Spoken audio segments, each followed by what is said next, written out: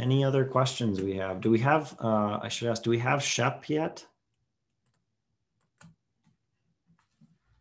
We do. 1 second. Okay. Since my question jar is empty here, thank you, George. We'll turn this to legislative update. We may have more folks jumping on who are not new officers who want the legislative update. And for that, we have Shep Harris, who is with the Fredrikson Pyron lobbying group. And he's one of the resources, him and his team, that we use for our lobbying efforts. And then after that, we're going to have John Mokel, our insurance agency manager, come on and talk insurance with you guys right after Shep is done with that. Okay, so Shep, welcome. I will hand off to you then. Great, thanks, Steve. I appreciate that. And yeah, because if I miss something or if I emphasize it the wrong way, let me know. Well, good afternoon, everybody. I'm Shep Harris with Fredrikson Pyron. I want to thank you for being on this short course session today.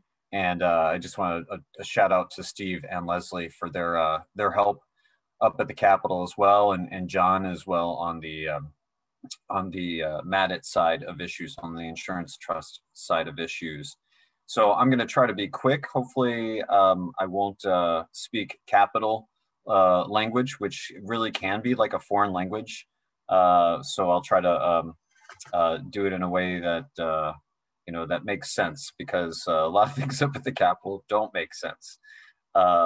It's another world, another universe. So, but the key thing, if I have to leave you with anything or anything for you to remember, the bottom line is we're going to need your help. For some of you have already responded to Leslie's constant contact emails that have gone out, but we are going to need more help, and you'll hear why, because we're in the thick of a battle over trying to increase funding for so that you guys can better maintain your roads. Basically, we're in a fight over transportation dollars, and we really need your assistance. So I'll get to that in a little bit, but basically here's the big picture up at the Capitol. We are now we're month 3 into the legislative session. We started all the way back in January, and we are now really in the I don't want to say beginning stages, but we're definitely in the budget, or the budget battle is where we are at right now. Just to take a step back, I mean, the big picture items up at the Capitol, COVID has greatly changed how we do our work up at the Capitol. When I say we, it's not just myself and the group of lobbyists that represent you up at the Capitol, but everybody. It's like how we're doing business right now with this call. It's not in person, it's virtual. And so that has slowed down a lot of things up at the Capitol. It's not easy to introduce a bill in general, but to get legislation introduced this session for the townships has taken some time. Everyone has been slowed down, and in some cases, bills are still being introduced that normally could have been introduced a month ago or a month and a half ago, but because of COVID, everything being done remotely, it has slowed everything significantly down. Another thing that does slow things down is we have a divided legislature. We are the only two-party legislature in the entire country. And so as you might expect, there's differences of opinion. And so that slows things down. You have a Republican Senate and you have a DFL majority in the House, not by much. The majorities are small, but it's enough to slow things down. And it will slow things down as we get close to the end of session, which is supposed to be, if I'm not looking at my calendar, but if I've got it right, I think it's Monday, May 17th, or whatever that Monday is in May. Let's see if I can get it here real quick. Yeah, it's May 17th. So it's the divided legislature, and with a DFL governor, it's going to slow things down. The big issues that everything is politicized, but definitely the big issues that you'll read about in the papers or you might hear on the radio is, taxes. Are they going to go up? Are they going to go down? If they do go up, or if they do go down, who's it going to impact? Is it going to impact you? Is it going to impact your businesses? Is it going to, impact somebody else? So that's a big issue. You'll hear a lot about safety. when it comes to public safety, as the Derek Chauvin trial really gets underway this coming Monday, and who should pay for it and why. So that's getting a lot of attention. Cannabis, believe it or not, legalizing cannabis gets some attention because the House Majority Leader is the chief author of that bill. So that gets a big push in the House, but it gets a big push back in the Senate, as the majority in the Senate does not favor that legislation. And then an issue that did get some attention right at the beginning of session, but it's died down a little bit. I think it will come back, elections. Obviously, our country has been through a lot in terms of elections. And so you have a little bit of a crash course that that's happening with elections. You've got the Senate majority has an opinion on how to change elections, and the House majority has a different kind of opinion on that. And they don't really match up. For example, Senator Scott Newman, he has the main bill in the Senate that deals with voter ID, requiring identification for the ability to vote.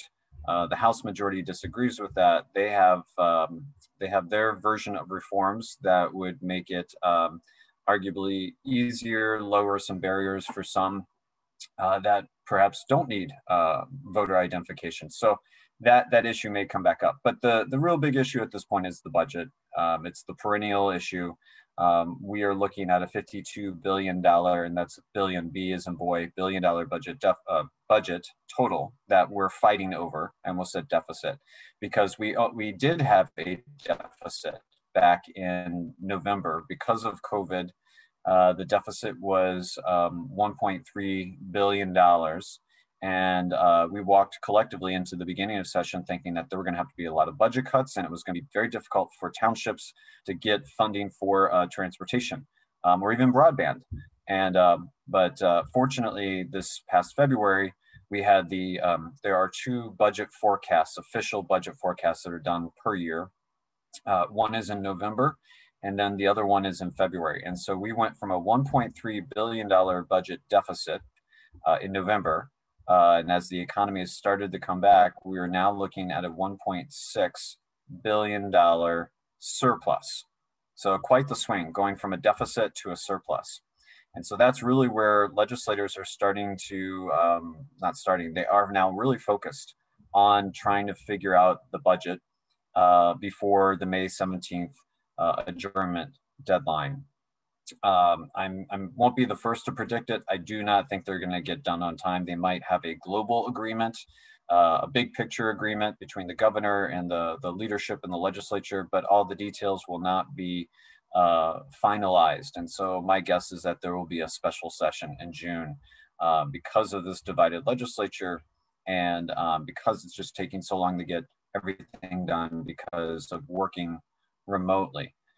So so the issues for Matt, specifically for the towns, here are the big issues that we've been working on: annexation, transportation, you heard me mention already, broadband.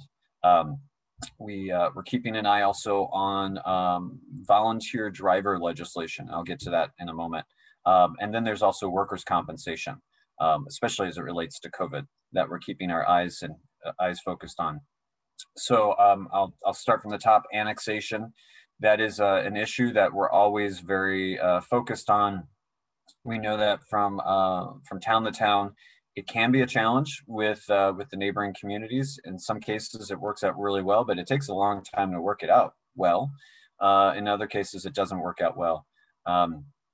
So we have been working on legislation this session that in some cases deals with the orderly annexation agreement, but we introduced legislation that goes beyond that deals with other powers that the cities have that we believe kind of are held over the heads of towns when it comes to annexation by ordinance. So we've introduced additional legislation. The challenges that we collectively need to educate and put some pressure on these legislators. They know this is a dogfight in some cases between cities and towns, and they don't want to get in the middle of it.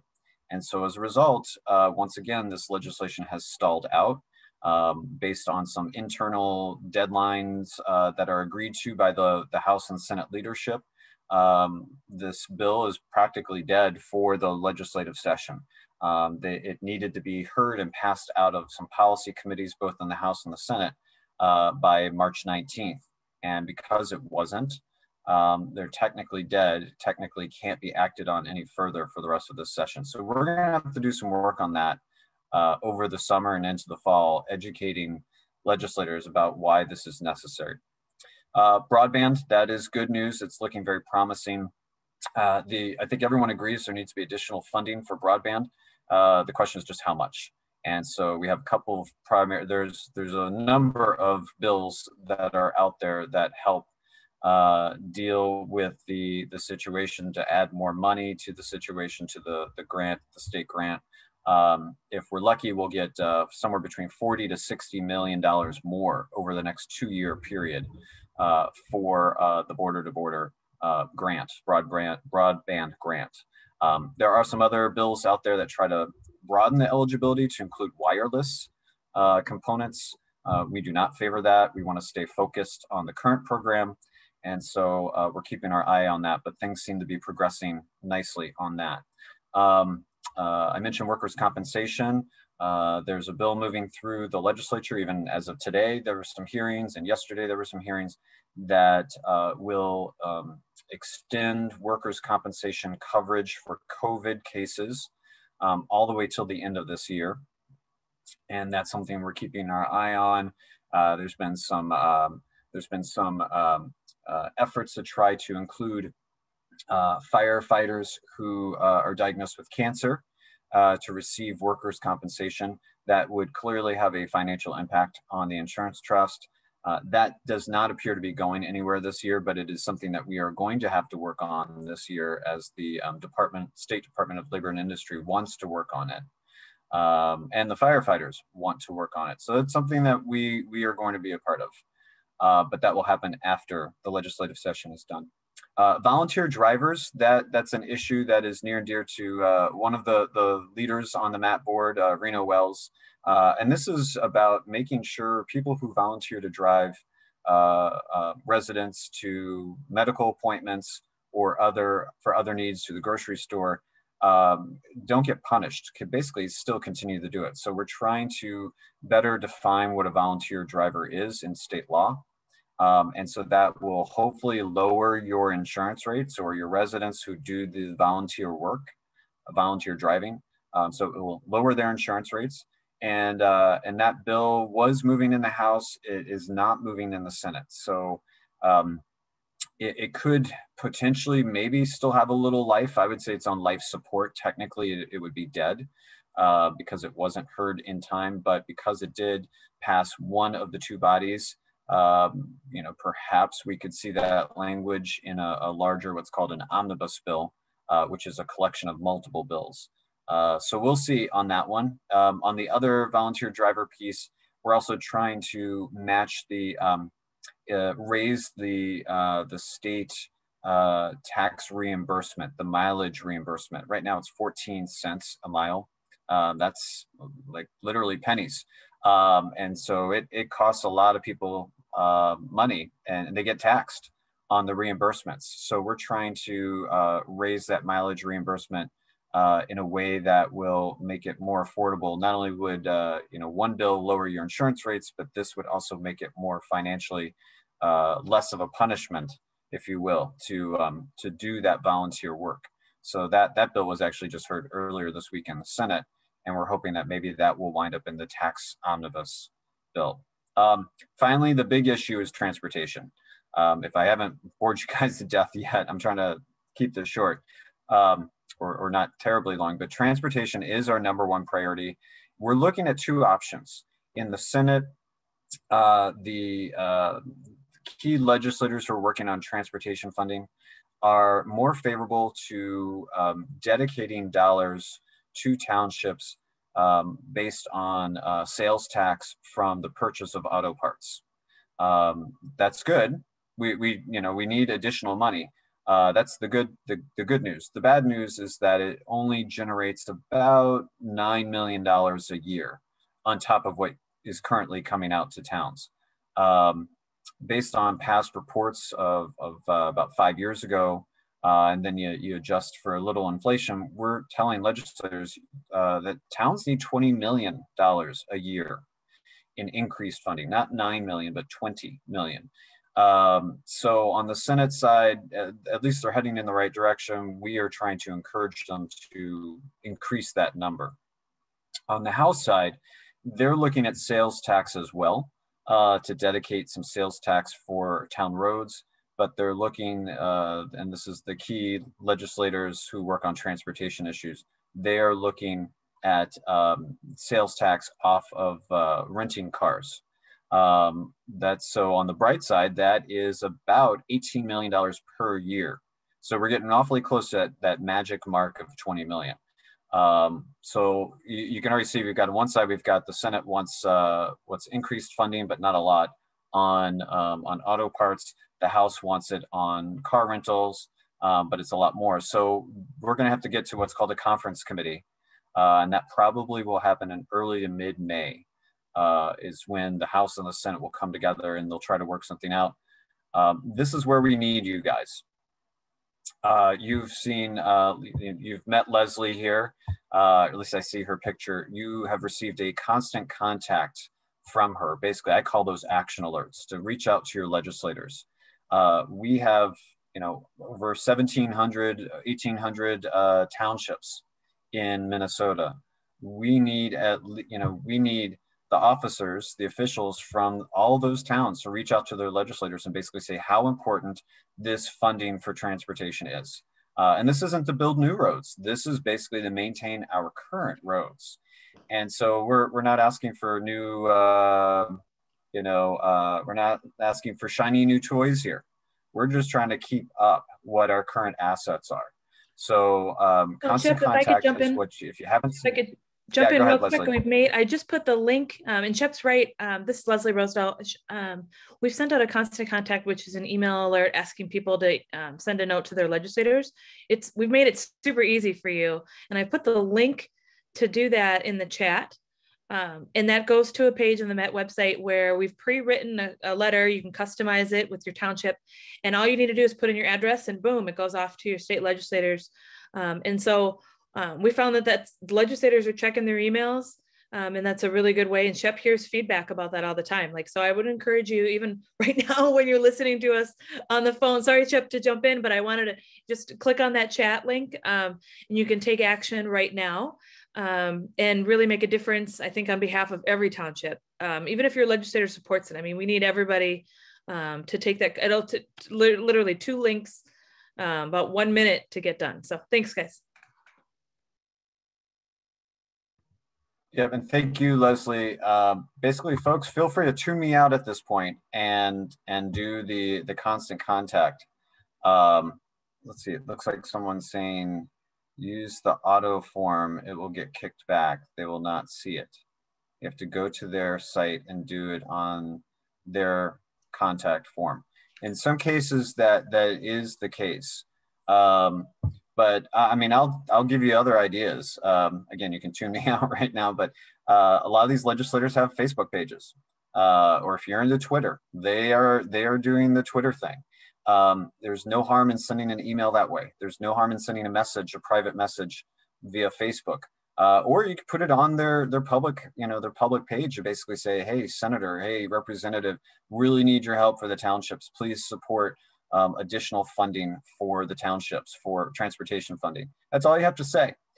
We basically want to give them so much pressure. And the last time Leslie did this a couple of weeks ago, we only got 126 people throughout the entire state, 126 who contacted their legislators. I think Senator Carrie Rude, up in the Baxter area, I think she got the most contacts. I think she got about 10. And that's what we need. We need every legislator to hear, I say 126 per senator, per representative. So I can't emphasize enough, because whether it's me or whether it's Steve, or we're in a nice way, we're kind of getting in the faces of these legislators. But if they're not hearing from you, then they're basically going to say, why do we need to do this? They need to feel the pressure from you guys.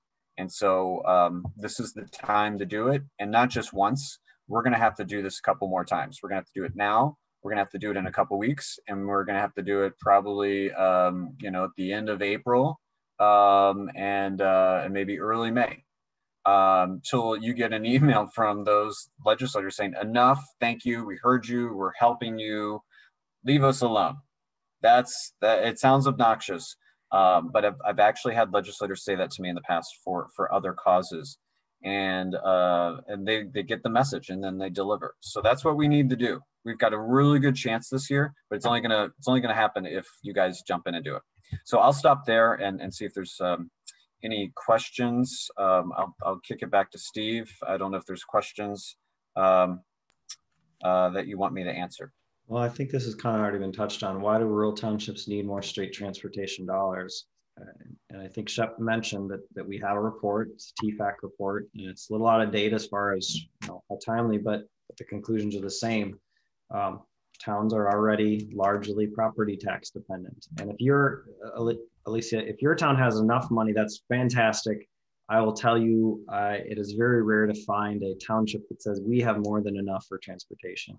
And it's because added weights over time on roads that were never meant to carry that kind of weight, and the purchasing power has just kind of been lost over time.